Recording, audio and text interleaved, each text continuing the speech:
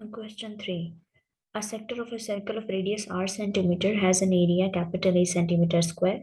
Express the perimeter of the sector in terms of r and a. So इसमें हमारे पास एक sector है और उसका जो रेडियस है वो r है एंड उसका जो एरिया है वो कैपिटल ए है. हमने उसका जो पैरीमीटर है उसको एक्सप्रेस करना है in terms of r and a. So first of all area of the sector, उसका फॉर्मूला हम लोग लिख लेंगे. वो क्या होता है 1/2 r square theta. And area of the sector को हमने कैपिटल ए से डिनोट कराना है. So capital A is equal to 1/2 r square theta. And यहाँ से हम लोग सिंप्लीफाई करके थीटा की वैल्यू निकाल लेंगे, बिकॉज ये जो थीटा की वैल्यू होगी हम इसको यूटिलाइज करेंगे further. Next, to find out the perimeter of the sector we need to add arc length and 2 radius. So a perimeter of the sector is equal to arc length plus 2 times radius.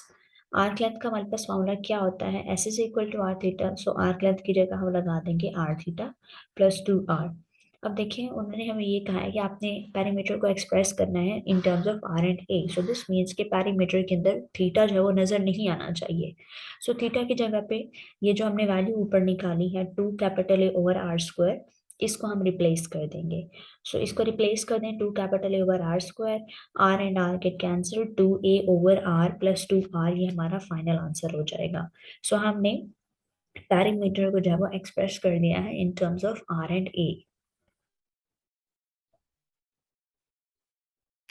Next is question 4.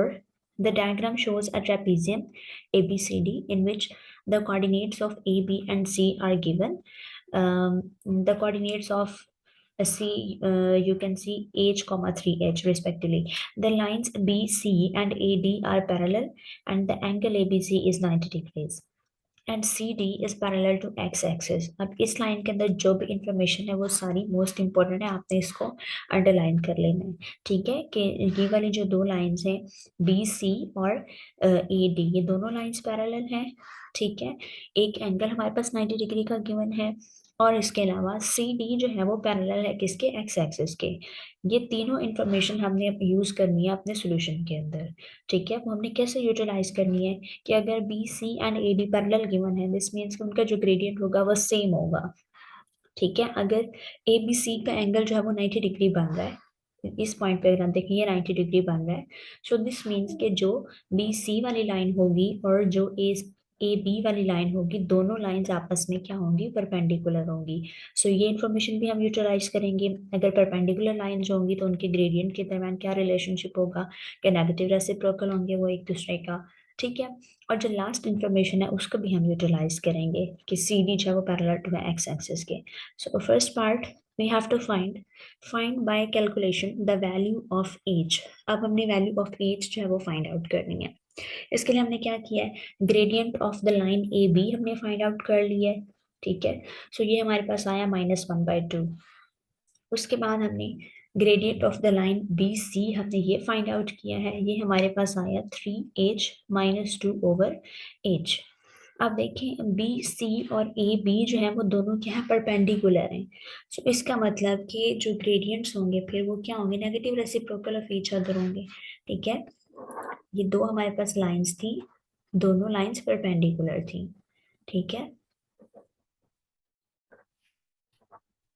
और इनके अब gradients के दरमियान क्या relationship है, negative reciprocal of each other. This means we can write कि जो gradient है बी सी का which is 3h - 2/h, this will be equal to 2. And ये 2 कहाँ से आया, ये जो -1/2 हमने निकाला है ए बी का ग्रेडियंट, इसका अगर हम नेगेटिव रेसिप्रोकल लेंगे तो वो क्या बनेगा, 2 के इक्वल बनेगा.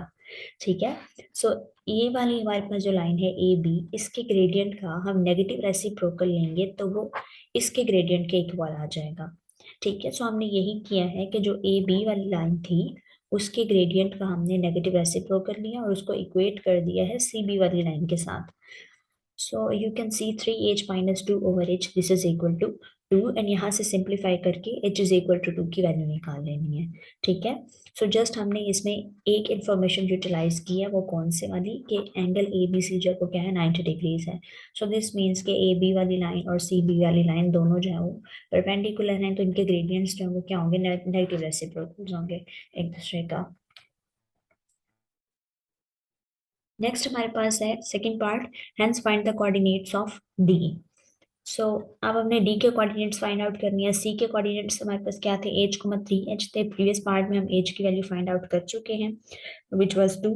अब उसको पुट करके हम लोग सी के कोऑर्डिनेट्स हैं वो लिख लेंगे 2,6। एंड जो डी के कोऑर्डिनेट्स हैं वो हमने फाइंड आउट करनी है, सो इनको हम एज्यूम कर लेते हैं x,y।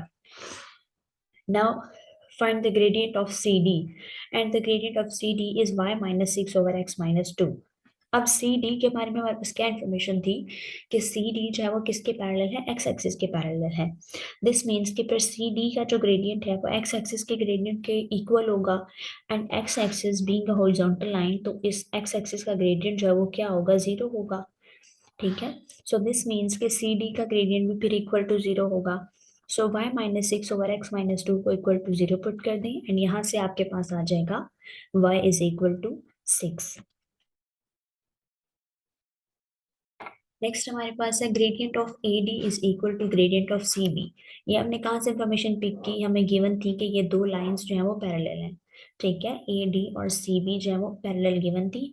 सो दिस मीन्स कि इनके ग्रेडियंट जो है वो इक्वल होंगे। सो इन दोनों के ग्रेडियंट्स हमने फाइंड आउट करके इनको इक्वल रख दिया। वाई की जगह पे हम 6 पुट कर देंगे, एंड इनको जब हम सिंप्लीफाई करेंगे तो हमारे पास एक्स की वैल्यू आ जाएगी।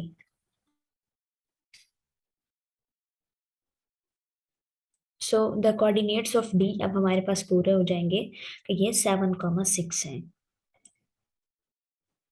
अच्छा, अब ये जो y इज इक्वल टू 6 है, ये आप डायरेक्टली डायग्राम से देख के भी बता सकते हैं। अगर आप ये इसको इक्वल टू 0 रख के नहीं सॉल्व नहीं करना चाहते हैं, तो जब आप डायग्राम पे जाएंगे, देखें ये सी पॉइंट हमने लोकेट कर दिया, सी इज 2,6।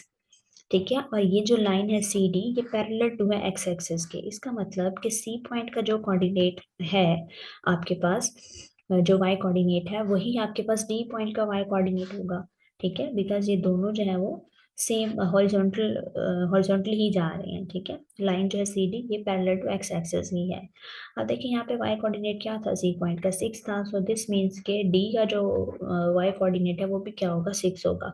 तो आप डायरेक्टली भी y इज इक्वल टू 6 जो है वो लिख सकते हैं, और आपने डायग्राम साथ रेफर कर देनी है कि आपने ये डायग्राम से लिखा है।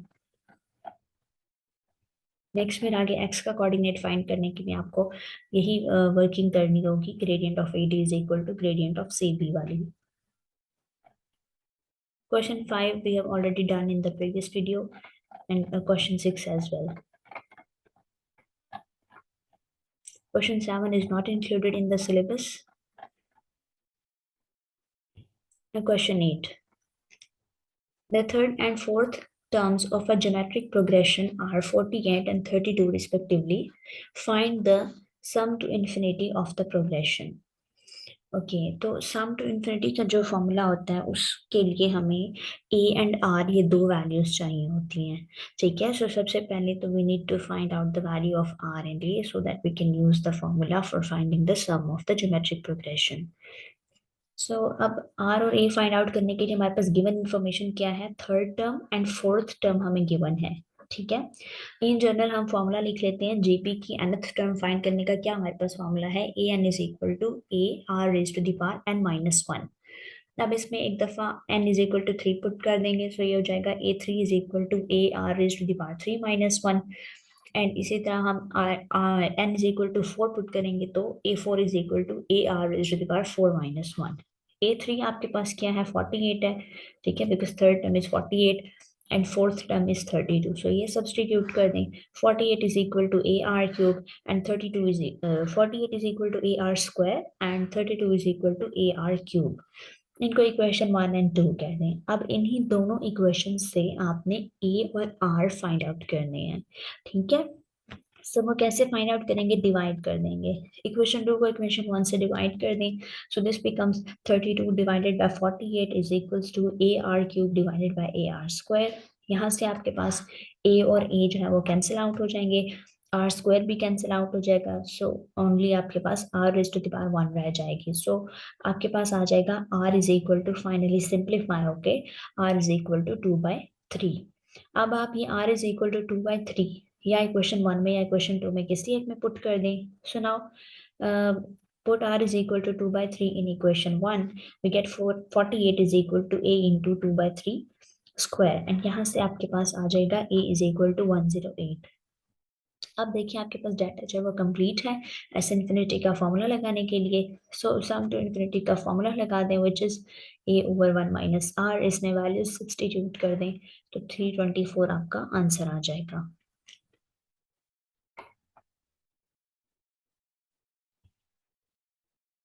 Okay, next is B part. Two schemes are proposed for increasing the amount of household waste that is recycled each week. Scheme A is to increase the amount of waste recycled each month by 0.16 tons. This means कि हर month जो है वो 0.16 tons जो है amount वो increase करते जाएंगे। Scheme B is to increase the amount of waste recycled each month by 6% of the amount recycled in the previous month. Previous month में जितनी हुई होगी नेक्स्ट मंथ में उसका जो है वो 6% के हिसाब से वो इंक्रीज होगी। The proposal is to operate the scheme for a period of 24 months, और इन्हीं दोनों स्कीम्स को जब वो 24 months अप्लाई होना है। The amount recycled in the first month is 2.5 tons. This is for both. Scheme A के लिए भी है और स्कीम बी के लिए भी है, यही अमाउंट है। And scheme A and scheme B दोनों ही 24 months के लिए अप्लाई होनी है। So for each scheme, find the total amount of waste that would be recycled over the 24-month period. So अब इसमें देखें scheme A and scheme B के सेंस में उसने आपको एपी एंड जीपी दोनों प्रोग्रेशंस जो है वो दे दी हैं, वो दोनों प्रोग्रेशंस में आपसे वर्किंग कराएगा। ठीक है, सो सबसे पहले आपने फिर अब ये देखना है कि स्कीम ए जो है वो कौन सी प्रोग्रेशन है, स्कीम बी कौन सी प्रोग्रेशन है। ठीक है, अब देखिए स्कीम ए में क्या हो रहा है कि प्रीवियस मंथ में जो है वो जस्ट क्या हो रहा है 0.16 टन ऐड हो रहा है। ठीक है, सो यानी हर मंथ 0.16 टन जो है वो ऐड होता जाएगा। सो दिस मीन्स कि scheme A is an arithmetic progression. Scheme B जो है वो किस चीज को रिप्रेजेंट कर रही है, देखिए scheme B is to increase the amount of waste recycled each month by 6% of the amount recycled in the previous month। ठीक है, 6% ऑफ द प्रीवियस, तो इसका मतलब कि ये क्या है, ज्योमेट्रिक प्रोग्रेशन है। सो यहाँ से हमें ये आइडिया हो गया कि स्कीम ए के लिए हमें एपी के लिए वर्क करना है, स्कीम बी के लिए हमें जीपी पे वर्क करना है। एंड 24 आपके पास क्या आ जाएगा, एन आ जाएगा फर्स्ट मंथ, यानी कि ए की वैल्यू आपके पास आ जाएगी 2.5, एंड आपने जो एस एन है यानी S24 है वो आपने फाइंड आउट करना है दोनों केसेस के लिए। सो स्कीम ए के ऊपर आपने लिख लेना है कि ये एपी का क्वेश्चन है। यहाँ पे आप देख सकते हैं डी इज इक्वल टू 0.16 आ जाएगा, बिकॉज 0.16 ही अमाउंट जो है वो इंक्रीज हो रही है हर मंथ। सो डिफरेंस आ जाएगा d is equal to 0.16, n is equal to 24 आ जाएगा, and a is equal to 2.5। Then आप एस एन का फॉर्मूला देखते हैं, S n is equal to n by 2 into 2a plus n minus 1 into d. इसमें values substitute करें and इसका जो है वो आंसर आ जाएगा। ठीक है, तो सॉल्यूशन जो है वो मुश्किल नहीं है, जस्ट आपको स्टेटमेंट अंडरस्टैंड करनी है और उसमें से डाटा जो है वो एक्सट्रैक्ट करना आना चाहिए कि डाटा आपने इसमें से कैसे लेना है। आगे तो उसमें कुछ भी फाइंड आउट करने वाला नहीं था, जस्ट आपने डाटा जो है वो आइडेंटिफाई करके लिखना है, फॉर्मूला लिखना है और इसमें वैल्यूज पुट करके, तो सिंपल सी जो है कैलकुलेशन है। Next is the scheme B. अब उसमें आप देखें ए इज इक्वल टू वही सेम रहेगा, बिकॉज ए जो है वो दोनों मंथ्स के लिए दोनों स्कीम्स के लिए सेम गिवन है। सो फर्स्ट वैल्यू आ जाए ए इज इक्वल टू 2.5, और आपके पास क्या आ जाएगा 1.06। अब ये कैसे आया, उन्होंने आपसे कहा हुआ है कि 6% ऑफ द प्रीवियस मंथ आपको कहा हुआ है ना। ठीक है, आपको याद होगा हमने प्रीवियस वीडियोस में हमने 10% वाला भी हमने क्वेश्चन किया था एक। ठीक है, तो 10% वाले क्वेश्चन के लिए हमने आर क्या लिया था, 1.1 लिया था। अब ये हमारे पास है 6% है, सो आर इज इक्वल टू 1.06। और अगर आपको याद ना रहे तो आपने आर जो वो किस तरह कैलकुलेट करना है, यहाँ पे आप देख सकते हैं r is equal to 1 plus percentage जो भी आपको गिवन है। 1 प्लस आपको कितनी गिवन है, 6% गिवन है। 6% का क्या मतलब होता है, 6/100। सो आप इन दोनों को ऐड करेंगे तो 1.06। तो इस तरह से आपने जो वो आर फाइंड आउट कर लेना है, जो भी आपको परसेंटेज गिवन है आपने 1 जो है उसके अंदर ऐड करके तो आर ले लेना है हमेशा। So R is equal to 1.06 and N is equal to 24. Next step is to write down the formula, और उसके बाद फॉर्मूला में वैल्यूज पुट कर दें एंड उसको सिंप्लीफाई करेंगे तो आपके पास 127 आंसर आ जाएगा। तो क्वेश्चन जो है ये सोल्यूशन के हिसाब से बिल्कुल भी मुश्किल नहीं था, बस इसमें जो ट्रिकी पार्ट था वो यही था कि आपने डाटा जो है वो करेक्टली आइडेंटिफाई करना है। डाटा आपने करेक्टली आइडेंटिफाई कर लिया तो आपका ये क्वेश्चन जो है वो सही हो जाएगा, और अगर उसमें मिस्टेक होगी तो आप ऑफ कोर्स फिर पूरा क्वेश्चन जो है वो खराब होने वाला है।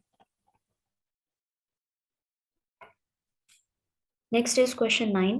The function f is defined by f of x is equal to 2 minus 3 cos x for 0 is less than equal to x less than equal to 2 pi. State the range of f. So अब इसमें हमने f of x की जो है वो range बतानी है, output बतानी है कि f of x जो है वो हमें क्या वैल्यूज दे सकता है। ठीक है, सो रेंज आपके पास क्या होती है, आउटपुट होती है।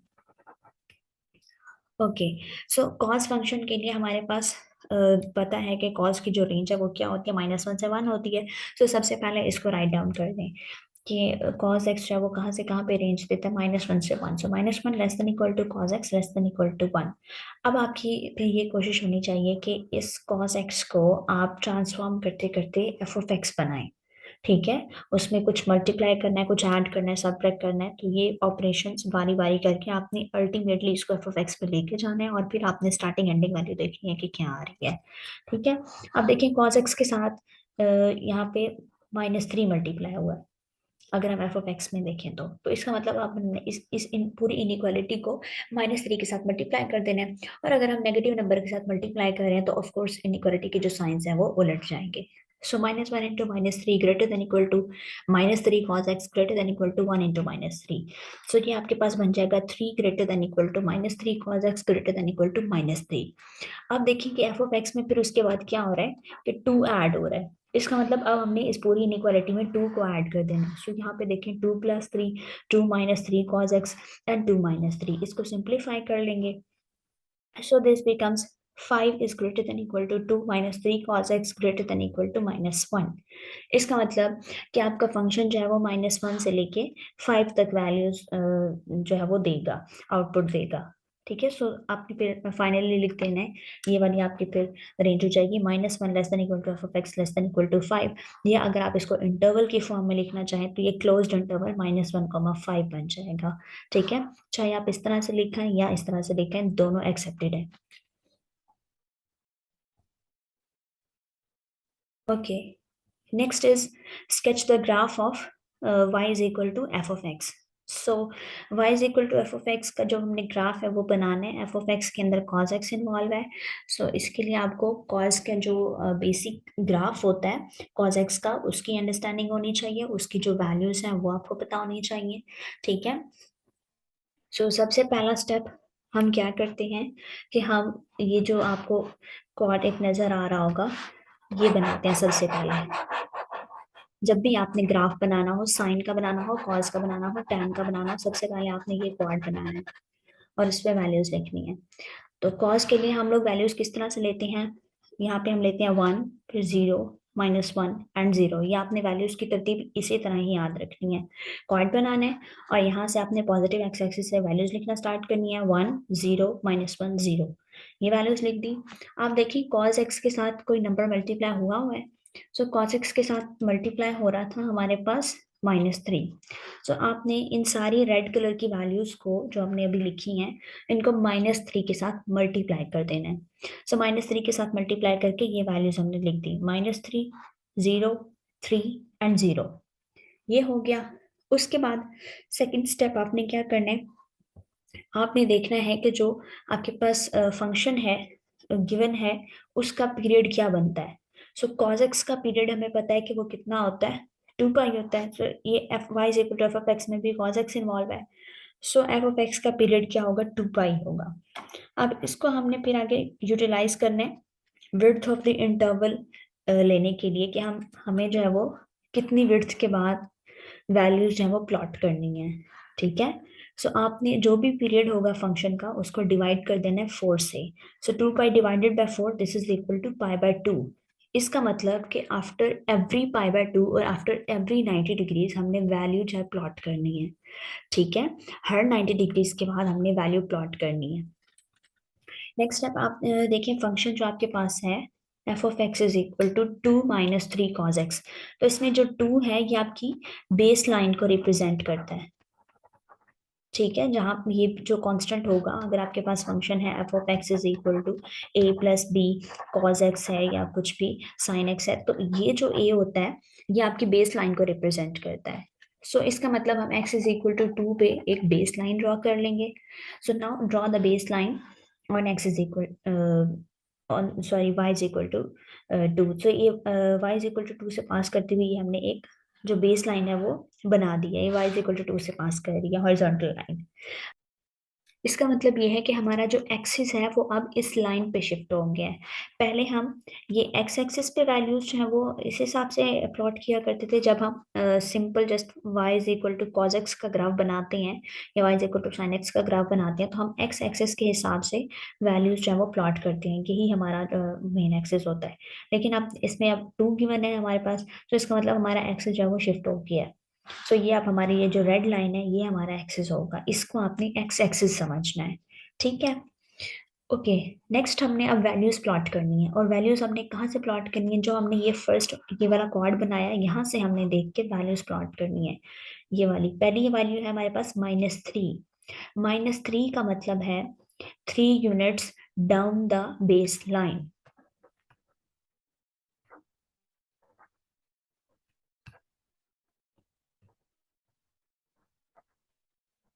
ठीक है, और ये अंडरस्टूड है कि यहाँ पे एंगल जो है वो 0 डिग्रीज होता है, यहाँ पे 90 डिग्रीज, यहाँ पे 180 डिग्रीज, यहाँ पे 270 degrees and then again 360 degrees. ठीक है, सो इसका मतलब कि अब 0 डिग्रीज पे मैंने क्या करना है, बेस लाइन से 3 यूनिट्स डाउन जाना है। सो ये रेड वाली हमारे पास बेस लाइन है, इससे 3 यूनिट्स नीचे आ जाए, 1 यूनिट, 2 यूनिट, 3 यूनिट। सो -1 पे पहला डॉट लगेगा। नेक्स्ट वैल्यू हमने क्या लेनी है, यहाँ पे ये वाली 0। इसका मतलब ये है कि बिल्कुल आपने बेस लाइन के ऊपर रहना है। -3 का मतलब था बेस लाइन से 3 यूनिट्स डाउन, 0 का मतलब है कि बिल्कुल बेस लाइन के ऊपर। सो अब 90 डिग्रीज पे पहुंच के आपने बेस लाइन के ऊपर जो है वो वैल्यू प्लॉट कर देनी है। सो अगले पे आपने ये यहाँ पे आपने डॉट जो है वो लगा दिया। नेक्स्ट पे देखें 3, इसका मतलब है 3 यूनिट्स above the baseline। ठीक है, सो अब 3 units above the base line जाएंगे। सो अब बाई पे हमारा जो डॉट है वो यहाँ पे लग जाएगा, 5 पे आ जाएगा। 3 यूनिट्स अबव जाएंगे तो ये 1 यूनिट, 2 यूनिट, 3 यूनिट। सो ये हमारे पास थर्ड डॉट लग गया। नेक्स्ट डॉट कहाँ पे लगेगा, अगेन 0 वैल्यू है, तो दिस मीन्स के बेस लाइन के ऊपर डॉट लगेगा। एंड नेक्स्ट आपके पास फिर क्या वैल्यू है, -3 अगेन वैल्यू है 360 डिग्रीज पे। सो क्या आपके पास अब अगेन 3 यूनिट्स डाउन यानी -1 पे नेक्स्ट डॉट जो है वो लग जाएगा, और फिर आपने इनको स्मूथली ज्वाइन कर देना है। सो आपका जो ग्राफ है वो बन जाएगा। ठीक है, और ये वाली जो वैल्यूज है π/2, पाई, 3π/2 एंड 2 पाई, ये वाली वैल्यूज आपने कैसे लेनी है, वो हमने ये जो इंटरवल की विड्थ निकाली थी यहाँ से हमारे पास विड्थ आई थी π/2। तो देखिए हमने आफ्टर एवरी π/2 हमने वैल्यूज जो है वो मार्क की हुई हैं। ठीक है, 0 से π/2, फिर π/2 से पाई, पाई से 3π/2, देन 3π/2 से 2 पाई। सो बीच में 90 डिग्रीज का या π/2 का गैप है। ठीक है, सो ये फ्यू स्टेप्स हैं, आपने ये मेमोराइज कर लेने हैं ग्राफ बनाने से पहले, और आपने इनको इसी सीक्वेंस में अप्लाई करना है, तो ग्राफ जो है वो करेक्टली बन जाएगा। Okay, next is the function g is defined by g of x is equal to 2 minus 3 cos x for 0 is less than equal to x less than equal to p, where p is a constant. State the largest value of p for which g has an inverse। अब देखिए ये जो g function है ये वही है जो पिछले के अंदर गिवन है, जिसका हमने अभी ग्राफ बनाया है, ये वही फंक्शन है। और यहाँ पे जस्ट इसने जो इसकी डोमेन है वो चेंज कर दिया है, 0 is less than equal to x less than equal to p, and we have to find out the value of p। एक ऐसी वैल्यू हमने p की बतानी है, लार्जेस्ट पॉसिबल वैल्यू, जो जिसके लिए जो g ऑफ x है वो उसका इनवर्स एग्जिस्ट करता हो। इनवर्स एग्जिस्ट करता हो इसका क्या मतलब कि g ऑफ x इज 1 1। ठीक है, सो हमने p की ऐसी वैल्यू बतानी है जहां पे g ऑफ x जो है वो 1 1 हो। सो इसका आंसर करने के लिए आपको ग्राफ पे जाना पड़ेगा। ठीक है, आप देखिए 1 1 फंक्शन कैसा फंक्शन होता है, जो हॉरिजॉन्टल लाइन टेस्ट पास करता है। हॉरिजॉन्टल लाइन टेस्ट क्या, कि अगर आप उस फंक्शन के ग्राफ पे कहीं पे भी हॉरिजॉन्टल लाइन लगाएं तो वो जस्ट 1 पॉइंट पे कट करनी चाहिए। तो ऐसा फंक्शन वन वन फंक्शन कहलाता है जो इस टेस्ट को पास करता है। अब इसका मतलब ये है कि हमने ग्राफ का एक ऐसा पोर्शन लेना है कि अगर हम उस पोर्शन पे हॉरिजॉन्टल लाइन टेस्ट अप्लाई करें तो वो पास हो जाए। ठीक है, सो देखें, अगर हम ग्राफ का ये वाला पोर्शन ले लेते हैं यहाँ तक, तो अब इसमें आप देखें ये जो ग्राफ की पोजीशन है, ये जो पोर्शन है, ये कैसा पोर्शन है कि अगर आप इस पे हॉरिजॉन्टल लाइन टेस्ट लगाएंगे तो वो पास हो जाएगा। आप कहीं पे भी इस पे हॉरिजॉन्टल लाइन बनाएं तो वो जो लाइन है वो एक ही पॉइंट से कट कर रही होगी पूरे ग्राफ पे। ठीक है, कहीं पे भी लगा लें। तो इसका मतलब कि ये जो पोर्शन है ग्राफ का, इस पे जो है वो क्या, इसका इन्वर्स जो है वो एग्जिस्ट करता है। अब इसके लिए हमने पी की वैल्यू बतानी है। पी की वैल्यू बताने के लिए आप देखें यहाँ पे इस पॉइंट पे नीचे अगर आप देखें एक्स एक्सिस की क्या वैल्यू है, एक्स एक्सिस पे पाई वैल्यू है। So this means P is equal to pi, और यही आपने आंसर जो है वो लिख देना है। Next is for this value of p find an expression for g inverse of x। इसका मतलब g इनवर्स ऑफ x आपने फाइंड आउट करना है। सो g ऑफ x आप सबसे पहले लिख दें as it is 2 minus 3 cos x। Next step क्या होता है कि आपने y is equal to the function लिखना होता है। So y is equal to 2 minus 3 cos x आ जाएगा। नेक्स्ट स्टेप में आपने क्या करना होता है, x एंड y को स्वैप करना होता है। ठीक है, सो x की जगह पे y लगा दें, y की जगह पे x लगा दें। नेक्स्ट स्टेप क्या होता है, to make y as a subject. तो अब आपने y को सब्जेक्ट बना देना है, y को सेपरेट आउट कर देना है। सो दिस मीन्स यहाँ से आप 3 cos y को इधर ले जाएं, x को इधर ले जाएं। So this becomes 3 cos y is equal to 2 minus x। So now cos y is equal to 2 minus x over 3। अब cos जो है जब उधर जाएगा तो cos इनवर्स में चेंज हो जाएगा। ठीक है, ये रेसिप्रोकल में नहीं आ जाएगा, इसको यहाँ पे रेसिप्रोकल में नहीं लिख देना। cos जब दूसरी तरफ शिफ्ट होगा, ट्रिग्नोमेट्रिक फंक्शन जब दूसरी तरफ शिफ्ट होते हैं तो वो इनवर्स ट्रिग्नोमेट्रिक फंक्शन में कन्वर्ट हो जाते हैं। So y is equal to cos inverse of 2x minus 3 over 3। So finally फिर आपने लिख देना है कि g inverse of x is equal to cos inverse of 2 minus x over 3। ये लास्ट लाइन लाजमी लिखनी है जिसमें आपने g inverse of x show कराना है।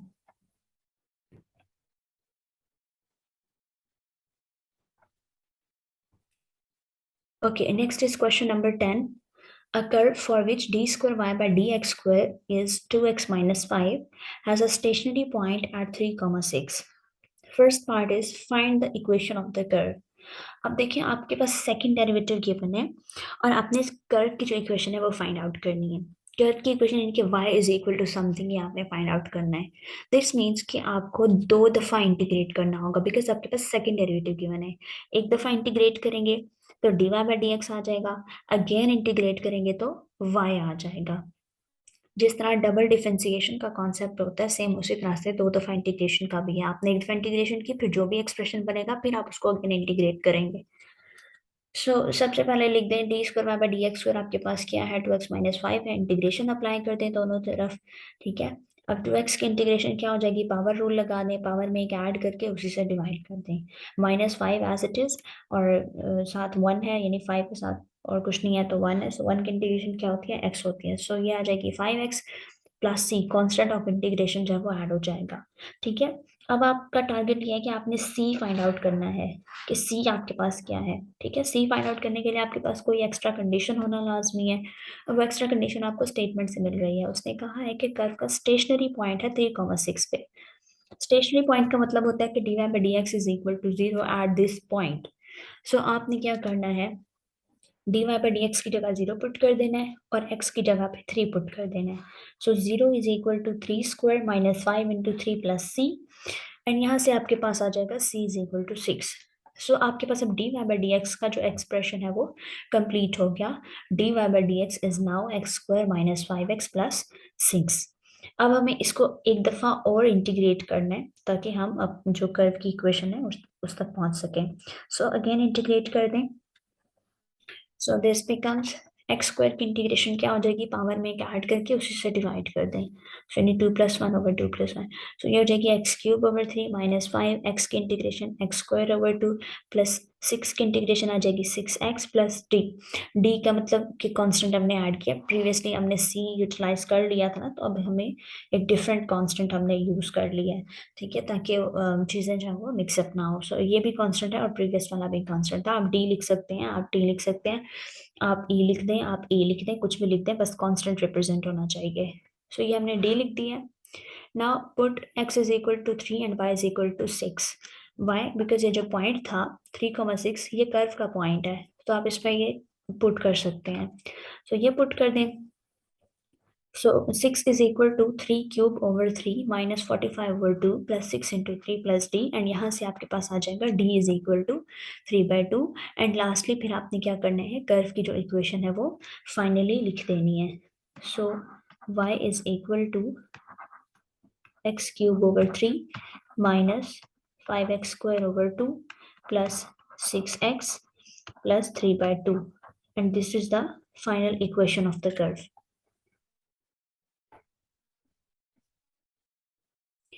Next is second part, find the x coordinate of the other stationary point of the curve. एक stationary point तो ऑलरेडी गिवन है 3,6। आपने अनदर कोऑर्डिनेट का जो अनदर स्टेशनरी पॉइंट का जो एक्स कोऑर्डिनेट है वो बताना है, ठीक है। सो अब उसके लिए क्या होता है, स्टेशनरी पॉइंट फाइंड आउट करने के लिए dy बाई डी एक्स को 0 पुट करना होता है। dy बाई डी एक्स हम पिछले पार्ट में ऑलरेडी फाइंड आउट कर चुके हैं, वो ये था dy by D X is equal to 2x² over 2 minus 5x plus C, और c की वैल्यू भी हमने फाइंड आउट कर ली थी, वो क्या थी, c इज इक्वल टू 6 था। सो अब c की जगह 6 पुट करके ये जो हम dy बाई डी एक्स का एक्सप्रेशन है इसको यूटिलाइज करेंगे, इसको इक्वल टू 0 रखेंगे एंड सॉल्व करेंगे।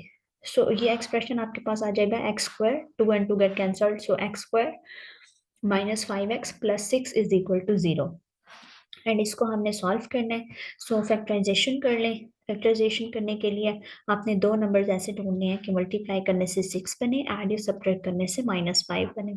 सो इस तरह के दो पेयर्स आपके पास कौन से हैं, -3 एंड -2।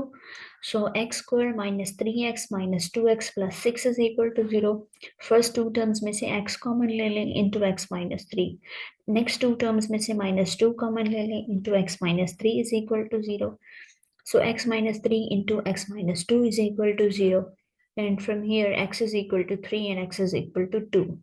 देखें जो पिछला पॉइंट था वो 3,6 था, तो उसमें x is equal to 3 coordinate जो ऑलरेडी गिवन है, so we are looking for x is equal to 2. So the x coordinate of the other stationary point is 2. Next part is determine the nature of each of the stationary points. जब भी nature of the stationary point की बात आती है तो उसमें second derivative involve होता है। इसका मतलब कि हमने second derivative को analyze करना है at those points. So हम d² y by dx² का सबसे पहले expression लिख लेते हैं which is given in the statement, and this is d² y by dx² is equal to 2x minus 5. So अब इसमें x is equal to 3 हम पुट कर देते हैं, x is equal to 3 put कर दें और देखें ये ग्रेटर देन 0 आता है या लेस देन 0 आता है। सो x is equal to 3 put करके आंसर आ रहा है 1 which is greater then 0 means positive. So this means कि ये स्टेशनरी पॉइंट क्या होगा, मिनिमम होगा। सो आपने लिख देना आगे मिनिमम। अब उसके बाद हम पुट कर देंगे x is equal to 2, and x is equal to 2 put करने से आंसर आ रहा है -1 which is less than 0 means negative. So ये जो स्टेशनरी पॉइंट होगा ये क्या होगा, मैक्सिमम होगा। सो ये हमने nature of the stationary points discuss कर लिया है।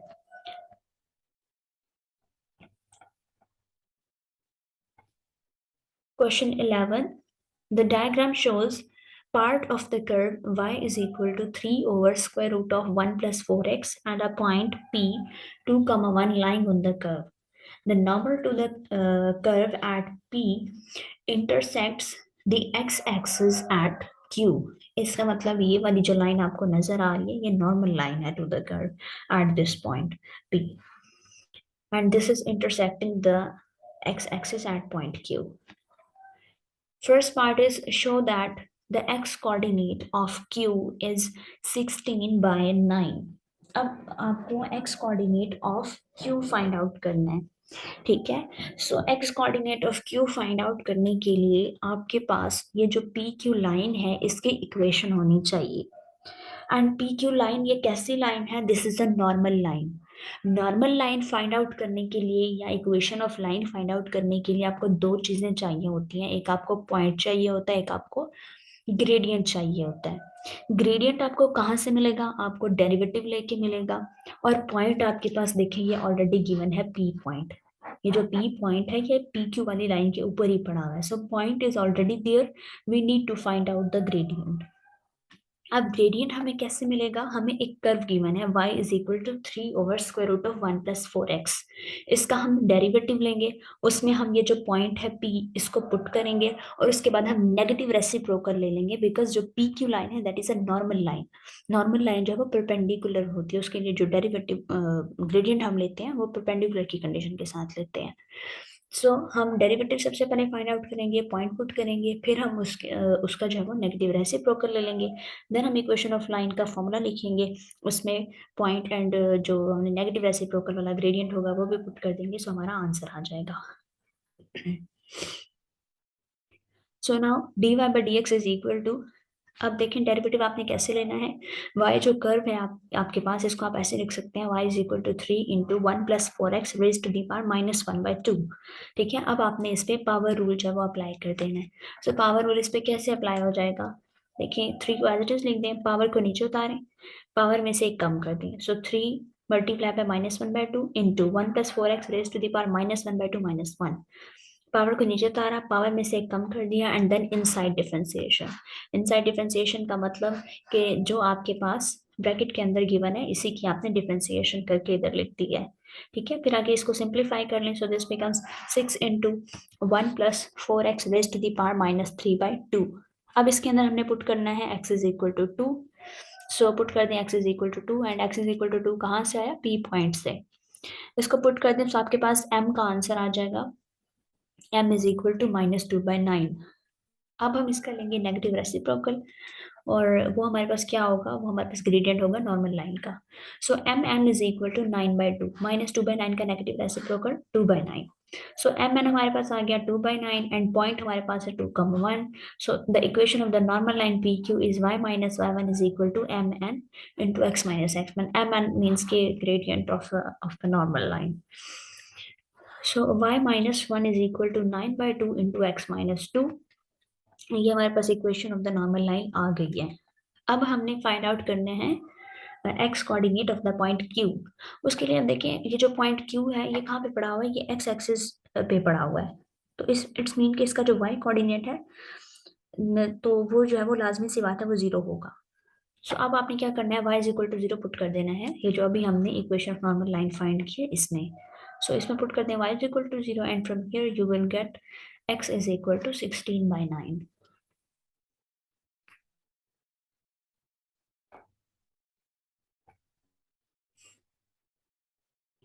Second part, find showing all necessary working the area of the shaded region. Okay, so area of the shaded region वो हमने find out करना है। y is equal to 3 into 1 plus 4x raised to the power -1/2, ये हमें एक curve given है, और हम ये जानते हैं कि जो इंटीग्रेशन होती है वो हमें area under the curve provide करती है। सबसे पहले हम डायग्राम पे जाते हैं। ओके, सो ये हमारे पास ये वाली कर्व है, और इस कर्व का जो इसके अंदर ये जो शेडेड रीजन है ये हम लोगों ने फाइंड आउट करना है। अब इसमें देखें कि इंटीग्रेशन, इस area under the curve find out करने के लिए हमें इंटीग्रेशन विद लिमिट्स लेनी पड़ती है। सो हमें सबसे पहले यहाँ पे देखनी होगी जो x की जो लिमिट्स हैं वो क्या आ रही हैं, x जो है वो कहाँ से कहाँ पे वेरी कर रहा है। इस पॉइंट पे x जो है वो कितना है, 0 है, और इस पॉइंट पे यहाँ पे जो x है वो कितना होगा आपके पास, यहाँ पे अगर आप ऐसे स्ट्रेट लाइन ड्रॉ करें तो यहाँ पे देखिए x कितना है, यहाँ पे 2 है। सो दिस मीन्स के लिमिट्स हम क्या लेंगे, 0 से 2 तक हम लिमिट्स लेंगे, तो हमारे पास जो शेडेड रीजन आएगा वो ये वाला सारा रीजन होगा, ये वाला रीजन भी होगा, और उसके अंदर ये जो छोटा सा पोर्शन अनशेडेड आपको शो हो रहा है जिसको मैंने अभी शेड किया है, ये वाला पोर्शन भी होगा उसके अंदर। ठीक है, बट जो हमारा ओरिजिनल शेडेड रीजन है उसके अंदर ये जो छोटी सी ट्रायंगल बन रही है ये इंक्लूड नहीं है।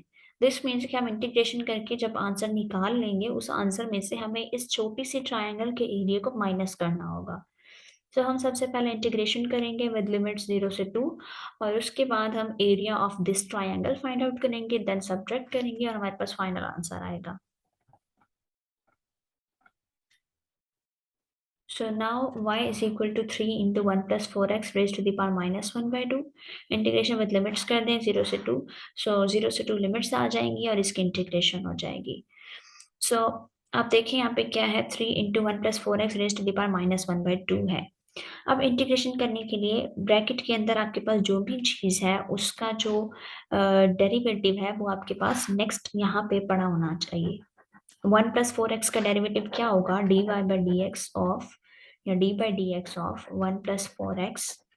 ये आपके पास कितना होगा, 1 का डेरिवेटिव 0 एंड प्लस 4x का डेरिवेटिव 4. तो इसका डेरिवेटिव कितना होगा, 4 होगा. तो इसका मतलब यहाँ पे 4 पड़ा हुआ होना चाहिए ताकि हम इस पे पावर रूल अप्लाई कर सकें इंटीग्रेशन का. तो यहाँ पे 4 नहीं है, आपने खुद से 4 मल्टीप्लाई एंड डिवाइड करना है. सो यहाँ पे देखिए हमने 4 मल्टीप्लाई भी कर दिया और इधर देखिए हमने 4 डिवाइड भी कर दिया. सो 1 बाई 4 एंड 4, इसका मतलब यहाँ पे हमने 4 जो खुद से क्रिएट किया है मल्टीप्लाई एंड डिवाइड करके. यहाँ पे मल्टीप्लाई हमने किया और यहाँ पे डिवाइड भी कर दिया. सो 1 by 4 integral 0 to 2 3 into 1 plus 4x raised to the power minus 1 by 2 4 and dx. अब हम इस पूरे के ऊपर जो पावर रूल है इंटीग्रेशन का वो अप्लाई कर सकते हैं. एंड वो क्या है, पावर में एक ऐड करके उसी से डिवाइड करना. सो 1 प्लस 4x की power minus 1 by 2 plus 1 over minus 1 by 2 plus 1. और ये 3 या 1 के साथ मल्टीप्लाई होकर 3 बाई 4 हो गया. जैसे ही आपने इंटीग्रेशन करनी है तो आपने फिर इंटीग्रल का साइन हटा के ये स्ट्रेट लाइन एक लगा के लोअर लिमिट और अपर लिमिट जो है वो लिख देनी है. लोअर लिमिट क्या है, 0 है एंड अपर लिमिट क्या है, 2 है. सो ये हमारे पास इस तरह से बन जाएगा.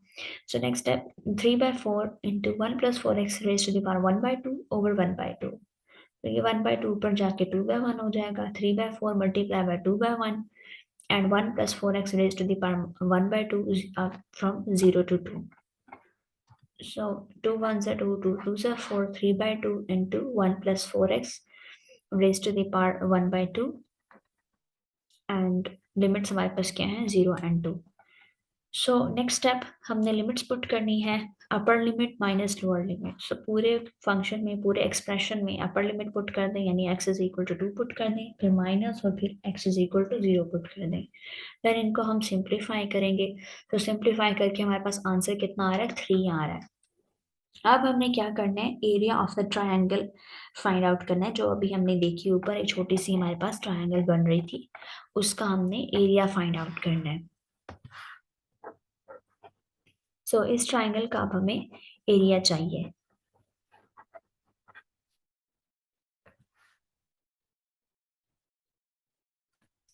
और इस पॉइंट को हम लेट्स सपोज कह देते हैं ये हमारे पास पॉइंट आ रहा है, खुद से ना रख लें इस पॉइंट का नेम. सो पी क्यू आर जो ट्रायंगल है उसका एरिया चाहिए. अब देखिए पी के ऊपर जो पॉइंट है वो 2,1 है, क्यू के ऊपर जो पॉइंट है इसका एक्स कोऑर्डिनेट हमने फाइंड आउट कर लिया, वाई कोऑर्डिनेट इसका क्या है, 0 है.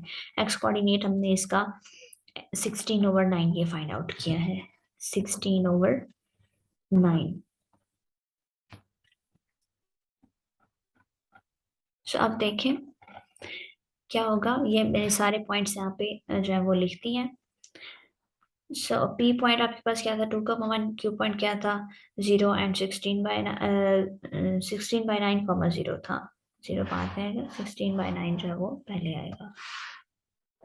एक्स कोऑर्डिनेट जो है वो उसका 16/9 था.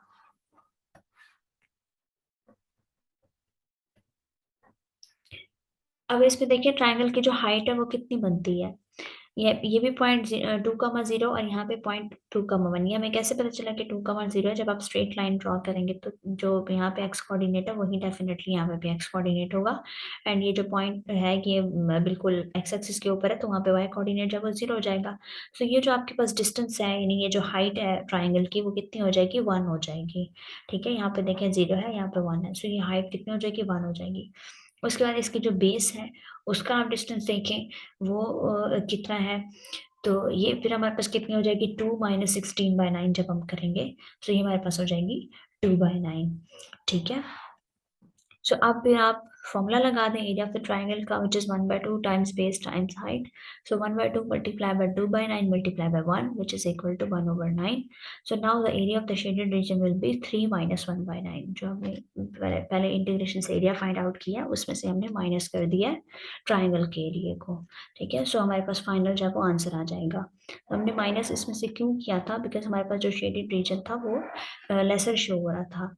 इस तरह से करके हमारे पास शेडेड रीजन था और हमारे पास इंटीग्रेशन जो है वो ये वाला एरिया प्रोवाइड कर रही थी. ये सारा एरिया हमारे पास इंटीग्रेशन प्रोवाइड कर रही थी. उसमें से हमें ट्रायंगल जो है वो सबट्रैक्ट करनी थी ताकि हमारा जो क्वेश्चन के अंदर गिवन शेडेड एरिया है वो फाइंड आउट हो सके. ठीक है, तो इसलिए हमने जो ट्रायंगल है वो माइनस किया, सबट्रैक्ट किया. So this paper is done. Next paper we will do inshallah in the next video.